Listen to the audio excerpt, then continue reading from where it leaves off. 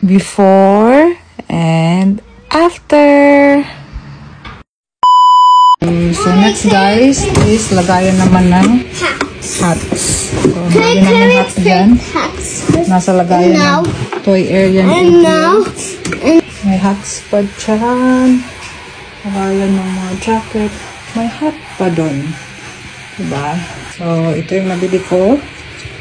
Didikit lang natin dyan. So let's go! So, yan yung gamit namin guys, dati. Kasi nagsilagan lang siya. Hindi makakarry ng isang sombrero. So, ayan na siya guys. Nasa ibabaw lang siya ng mga coat namin. Okay na rin siguro. Yan. Yan. And guys, sa kadami ng hats namin, grabe. Oh. Sana kasya lahat. Naka-Adriel pa. Ayan siya.